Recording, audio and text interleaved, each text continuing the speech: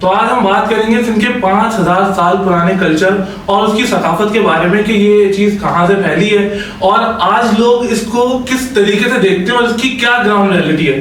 آئیے آج ہم بات کرتے ہیں سندھ کی وہ ثقافت کے اوپر جو پاکستان بننے سے پہلے سے موجود تھی. تو ہمارے ساتھ ہمارے گیسٹ موجود ہیں. آئیے ان سے بات کرتے ہیں کہ سندھ کے اندر کیا معاملات ہیں اور کیا اس کی ثقافت ہے. تو سب سے پہلا سوال میرا آپ سے یہ ہے کہ موئنجو داڑو جو ہے یہاں پر 5000 سال پہلے سے موجود تھا, تو پاکستان بننے میں اس چیز کا کیا کنٹریبیوشن تھا اور کیا یہ نیریٹو اس لیے پھیلایا جاتا ہے کہ پاکستان کے اگینسٹ یوز ہو یا کچھ اس طریقے کے لیے؟ دیکھیں, آپ کا جو سوال ہے وہ بالکل صحیح ہے. جو سندھ کی سویلائزیشن ہے وہ بہت قدیم ہے اور ہسٹری رکھتی ہے. تو یہ جو جب بات کی جاتی ہے سندھ کی اور پاکستان کی, تو یہاں کے بسنے والے اور سندھ کے بسنے والے لوگ ایک سیم ہیں. ہم خود سندھ میں رہتے ہیں, ہم اس کو پاکستان کا, خود اپنے آپ کو پاکستان کا حصہ سمجھتے ہیں. اور دوسری چیز کہ یہ جو پولیٹیکل جب کوئی چیز آ جاتی ہے نا بیچ میں, تو سندھ کو اور پاکستان کو علیحدہ کر دیتی ہے, بٹ گراؤنڈ ریئلٹی اس سے بالکل مختلف ہے. تو اس چیز کو ہم یہ سمجھتے ہیں کہ سندھ اور پاکستان ایک ہے, پرو پاکستانی ہیں, پرو مسلمز ہیں, اور سندھ پاکستان کا حصہ ہے. اچھا, ایک اور سوال جو ہے نا اس کے بعد پیدا ہوتا ہے کہ بتایا جاتا ہے یا دنیا کو یہ دکھایا جاتا ہے کہ کچھ ٹائم پہلے یا کافی ٹائم پہلے جو ہے محمد بن قاسم نے سندھ کو انویڈ کرا, اور انویڈ کرنے کے بعد تلوار کے زور کے اوپر جو ہے وہ سندھ کے اندر اسلام پھیلایا گیا. تو اس چیز کے اندر کتنی سوال صداقت ہے؟ دیکھیں, اس چیز کا جواب میں آپ کو دوں گا کہ آپ کا سوال یہ تھا کہ محمد بن قاسم جب سندھ میں آیا تو سندھ میں اس نے تلوار کے زور پہ جو ہے نا وہ اسلام پھیلایا. بات اصل میں یہ ہے کہ یہ اسی طرح ہی جو ہے نا ایک الزام ہے, جس طرح بی بی سی ایک آرٹیکل لکھتا ہے کہ سندھ میں جو ہے وہ ایک 15 سال کے بچے کو, 9 عمر بچے کو گن پوائنٹ پہ زبردستی اسلام قبول کروایا گیا. ایک بچہ آپ کے سامنے بیٹھا ہوا ہے, الحمدللہ میں کہتا ہوں کہ میں نے اپنی مرضی سے اسلام قبول کیا تھا. جس طرح یہ ایک جھوٹا نیریٹو ہے نا, اب دیکھنے والا یہ دیکھے گا, آپ میں یا کوئی بھی آرٹیکل پڑھے گا تو بولے گا یار سندھ میں کتنا ظلم ہو گیا, وہاں پہ تو لوگوں کو زبردستی مسلمان کیا جا رہا ہے. لیکن گراؤنڈ ریئلٹی کیا ہے؟ گراؤنڈ ریئلٹی یہ ہے.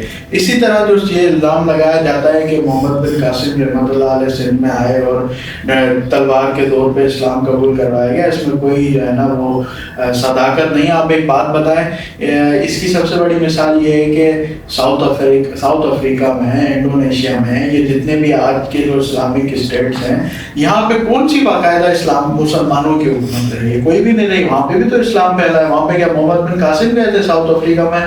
محمد بن قاسم گئے تھے انڈونیشیا میں, محمد بن قاسم گئے تھے. وہاں پہ اسلام کیسے پھیلا؟ اسلام پوری دنیا میں اپنے اخلاق کی وجہ سے پھیلا ہے, اور صوفیزم کی جو اسٹڈیز ہیں اس کے وجہ سے پھیلا ہے. سندھ میں بھی جو اسلام پھیلا ہے وہ صوفیاء کرام کی جو ہے نا تعلیمات کی وجہ سے اور مسلمانوں کے اخلاق کی وجہ سے.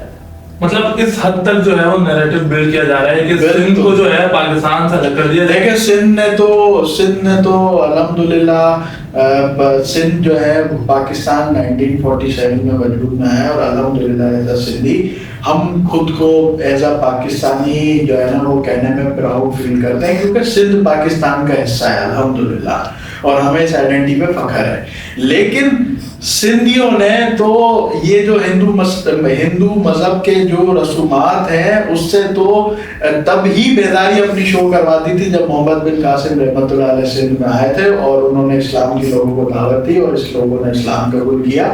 سندھ کے لوگوں نے تو تب ہی اس مذہب سے اپنی بیداری دکھا کر اور اسلام کی گوشہ عافیت میں. اچھا, آپ یہ بول رہے ہیں کہ جو ہے گراؤنڈ ریئلٹی پیش کے دیکھتے ہیں. بالکل. اچھا, آپ اس چیز کو کیسے جسٹیفائی کریں گے جو اکثر اوقات ویڈیوز آ رہی ہوتی ہیں کہ ہم بھی دیکھتے ہیں کہ لوگ کھڑے ہیں اور بول رہے ہوتے ہیں کہ نہیں یار ہم جو ہے وہ پاکستان کو جو ہے ملک نہیں مانتے, کیونکہ سندھ کی جو ثقافت ہے وہ بہت پرانی ہے اور ہم الگ ہیں, پاکستان الگ ہے. آپ سندھ کی کون سی سویلائز میں ہم یہ بالکل یہ بات تسلیم کرتے ہیں کہ سندھ کی جو سویلائزیشن ہے وہ 5000 سال پرانی ہے, اور موہنجو دڑو کی جو ثقافت ہے, سندھ کی ثقافت ہے, وہ 5000 سال پرانی ہے.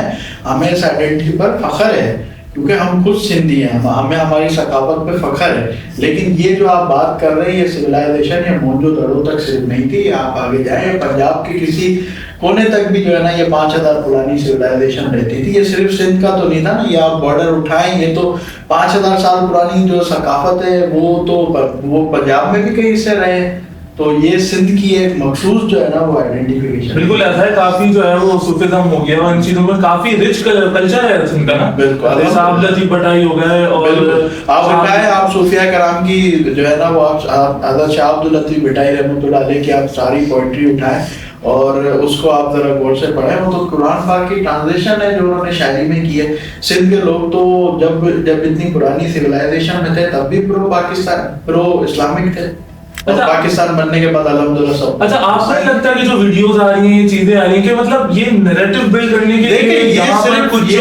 یہ صرف ایک پروپیگنڈا ہے, یہ وہ گروہ ہے, یہ وہ این جی اوز کا اور مودی کے پالے ہوئے کتے ہیں جن کو انڈیا فنڈ کرتا ہے. یہی پوچھنا تھا. وہ یہ مختلف 4-5 ہزار لوگوں کا وہ ٹولہ ہے جن کو وہ کتے کے سامنے ہم جب ہڈیاں پھینکتے ہیں نا تو مالک کی تعریف کرتا ہے. تو یہ وہ گروہ ہے جن کے سامنے ان کا جو باپ بیٹھا ہوا ہے مودی انڈیا میں, وہ ان کے سامنے کتوں کی طرح, جیسے کتوں کے سامنے ہڈیاں پھینکتے ہیں, وہ ان کے سامنے ہڈیاں پھینکتا ہے. وہ اپنے باپ کے کہنے پر یہ نیریٹو پھیلاتا ہے. پاکستان میں الحمدللہ ایسا کچھ بھی نہیں ہے, گراؤنڈ ریئلٹی 100%. اچھا, یہ چیز صرف پاکستان میں سندھ میں نہیں, کافی اور صوبوں میں بھی دیکھی جا رہی ہے, لیکن وہ بات بہت زیادہ لمبی ہو جائے گی. تو اس کے پیچھے یہ اسپیشل جو یہ فورس کنورژن اور یہ جو نیریٹو ہے یہ آپ کو سندھ میں زیادہ تر ملے گا. یہ آپ کو نیریٹو سندھ میں زیادہ تر ملے گا. الحمدللہ لوگ اپنی مرضی سے اسلام قبول کر رہے ہیں کیونکہ لا اکراہ فی الدین نے ہم نے بتا دیا کہ کوئی زبردستی نہیں ہے. مجھ سمیت جتنے بھی لوگ ہیں جنہوں نے اسلام قبول کیا ہے, آپ پاس میں جائیں, جب آپ انٹرنیشنل میگزینس کھولیں گے, انٹرنیشنل میڈیا کھولیں گے تو آپ کو یہ لگے گا کہ یار سندھ میں تو کوئی قانون ہی نہیں ہے, ان پہ اتنی زبردستی ہے, سندھ میں لا قانونیت ہے. لیکن جب آپ گراؤنڈ ریئلٹی پہ جائیں گے, آپ مجھ سے پوچھیں گے, آپ ان لوگوں سے پوچھیں گے جو کنورٹ ہوئے ہیں, تو وہ ان کا تو موقف 100% ڈفرینٹ ہوگا. آپ بولیں گے یہ تو اپنی مرضی سے مسلمان ہوئے ہیں. تو پھر انٹرنیشنل میڈیا اور وہاں کا جو لوکل میڈیا ہے یہ فورس کنورژن کی نیوز کیوں پھیلا رہا ہے, اس کے آپ پاؤں اٹھائیں نا. دیکھیں کوئی بھی بچہ یا بچی اپنے گھر سے نکلتا ہے وہ ایک معاشرتی برائی ہے, مانتے ہیں بالکل, لیکن یہ معاشرتی برائی تو پورے سندھ میں مسلمانوں کے ساتھ بھی ہے, ہندوؤں کے ساتھ بھی ہے. آپ کورٹ میں چلے جائیں, کتنی ڈیلی لڑکیاں کورٹ میرج کر رہی ہوتی ہیں, کرتی ہیں, مسلمانوں بھی کرتی ہیں, گھر سے نکلتی ہیں. معاشرتی برائی ہے, ہندوؤں کی بھی نکلتی ہیں, مسلمانوں کی بھی نکلتی ہیں. لیکن یہ معاشرتی برائی ہے, اس کو فورس کنورژن کا نام کیوں دیا جاتا ہے, بات سمجھ میں یہاں نہیں آتی. دیکھیں جو بھی پریشانیاں ہیں, ہر ملک میں پریشانیاں ہوتی ہیں, لیکن وہ تو یہاں بسنے والے سارے لوگوں کے ساتھ ہیں. کسی ایک مخصوص طبقے کو اس کا وکٹم بنا کر اور مائنورٹیز کے نام پر جو ہے نا وہ اس کو پروپیگنڈا کیوں کیا.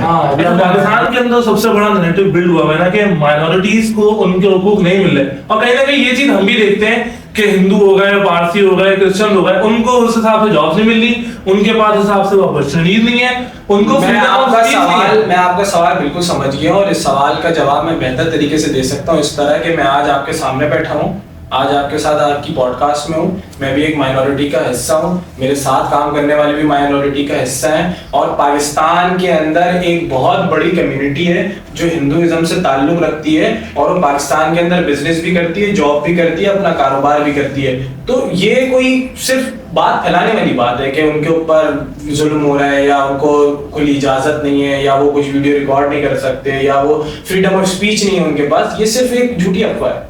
اچھا, میرا آپ سے سوال ہے کہ آپ نے جو ہے وہ اسلام قبول کیا, کہ جو نیریٹو بلڈنگ ہوئی ہوئی ہے پاکستان کے اندر کہ بھائی جو تلوار کے زور کے اوپر ہی جو ہے وہ اسلام قبول کیا جاتا ہے, ایک بندہ آ جاتا ہے اس کے سینے پہ چڑھ جاتا ہے اور اس کی گردن پہ خنجر رکھ کے بولتا ہے کہ بھائی اب تم اسلام قبول کرو, تو آپ کے ساتھ بھی کچھ ایسا ہوا ہے یا آپ نے پیسفلی کرا؟ دیکھیں الحمدللہ میرے ساتھ تو ایسا کچھ بھی نہیں ہوا, لیکن میں یہ دعوے کے ساتھ کہہ سکتا ہوں صرف میرے ساتھ نہیں, الحمدللہ سندھ میں ایسا کبھی کسی کے ساتھ نہیں ہوا. جیسے کہ آپ کہہ رہے ہیں کہ ہم سوشل میڈیا پہ اسکرول کرتے ہوئے دیکھتے ہیں کہ لوگوں پہ جو ہے نا وہ ظلم ہو رہا ہے, جبر ہو رہا ہے. دیکھیں ایک پاکستان ہیومن رائٹس کمیشن کی اور پاکستان جو مائنورٹی کمیشن ہے اس کی ایک رپورٹ ہے کہ سندھ میں جو ہے وہ 1000 لوگ جو ہے وہ 1000 لڑکیاں زبردستی جو ہے نا وہ ہر سال اسلام قبول کرتی ہیں. دیکھیں میں آپ سے یہ عرض کرتا ہوں, بولنے کو تو کرتی ہیں, ٹھیک ہے, دعویٰ آپ کچھ بھی کر سکتے ہیں. دعویٰ تو انڈیا نے دھرندر میں بھی کیا تھا, اس کی ریئلٹی آپ کو بھی پتا ہے, مجھے بھی پتا ہے کیا ہے, ٹھیک ہے. دعویٰ تو انہوں نے رنکل میں بھی کیا ہے کہ زبردستی رنکل کو اسلام قبول. دعوے کی بات نہیں کریں, اگر یہ چیزیں چلتی ہیں چیکس اینڈ فیکٹس پہ, ٹھیک ہے. فیکٹس دیکھیں کیا ہے, ان 1000 لڑکیوں میں سے کوئی ایک لڑکی دکھا دیں جس نے کورٹ میں کہا ہو کہ مجھ پہ زبردستی ہوئی ہے. जब ये लड़के लड़कियां ये खानदान ये गिरोह जब कोर्ट में पेश होते हैं तो बहुत बड़ा तब दावा क्यों लग रहा कहते है हैं एक रिपोर्ट भी ऐसी नहीं है इस 1000 लड़कियों में से एक लड़का या लड़की दिखा दें जिसने कहा हो कि मुझ पे जबरदस्ती है, जब वो कोर्ट में जाती हैं तो फिर ये बात क्यों नहीं करती? ये सिर्फ सोशल मीडिया की हद तक और प्रिंट मीडिया की हद तक ये सिर्फ फोर्स कन्वर्जन क्यों है? आप कोर्ट से साबित करें, आप एक केस भी लेके आए कि जज के सामने लड़की ने कहा हो कि मुझ पे जबरदस्ती हुई है, आप लेके आए हजारों केसों में से एक केस, या आप कोई लड़की लेके आए जिसने इस्लाम कबूल किया हो। मैं आपको इधर 100 लड़कियां बिठा के देता हूँ और उनके आर्टिकल भी सामने रखता हूँ कि बीबीसी ने, वॉइस ऑफ अमेरिका ने और ये जितने भी इंटरनेशनल प्लेटफॉर्म्स हैं, लोकल पाकिस्तानी प्लेटफॉर्म्स हैं जो एंटी पाकिस्तानी काम कर रहे हैं, उन्होंने उन पे पूरा आर्टिकल लिखे हुए हैं कि जबरी मजहब तब्दील हुई है। मैं ला के बिठाता हूँ लड़कियों को लड़कों को जिन्होंने इस्लाम कबूल किया, आप पूछे उनसे कि उन पे जबरदस्ती थी या वो अपनी मर्जी से हुए थे। तो ये सिर्फ एक जो है ना वो सोशल मीडिया की हद तक सिर्फ पाकिस्तान को बदनाम करने की साजिश है, इससे ज्यादा और कुछ भी नहीं। अच्छा, इसके पीछे मकसद एक ही है कि जो बस पाकिस्तान को बदनाम करें और उसको तोड़ दिया जाए। अपने आकाओं को खुश करें। तोड़ तो इनका बाप भी नहीं सकता पाकिस्तान को, अल्हम्दुलिल्लाह, सिर्फ अपने आकाओं को खुश करने के लिए जो है ना वो ये हरकतें करते हैं। जितना प्रोपेगेंडा करेंगे उतना माल आएगा। अच्छा, एक जगह जो है वो इंडिया में जो है काफी सारे जर्नलिस्ट हैं, वो खुला बोले कि भाई इतने $1000 दो, इतने $1,00,000 दो, और ये पाकिस्तान का ये सूबा तोड़ दो, यहाँ पे ये तोड़ दो, और यही तो कई बार एफर्ट भी कर रहे हैं कि जो बॉम्ब ब्लास्ट हो रहे हैं वो हम कर रहे हैं। उन जर्नलिस्ट से आप पूछेंगे, आपके जो फादर हैं मोदी जी, उनको जरा आप पूछेंगे, आपके पास इंडिया में खुद जो है ना वो 60 करोड़ लोगों के पास जो है ना 6 करोड़ लोगों के पास वॉशरूम नहीं है। वो डेली जो है वो ट्रेन की पटरियों पे बैठते हैं। ये पैसा बलूचिस्तान में लगाने से अच्छा है उनको वॉशरूम बना के दो। वहाँ मणिपुर चल रहा है, जरा उस पर तवज्जो दो। वहाँ से जो है ना खालिस्तान के लोग प्रोटेस्ट कर रहे हैं, उनको अपना सूबा दो और अपने जो अंदरूनी मामलात है जरा उन पे नजर रखो। लोग खड़े होकर आपको गालियां दे रहे हैं, आप जरा अपने गिरेबान में झांको। आप बलूचिस्तान की और सिंध की टेंशन बाद में करना।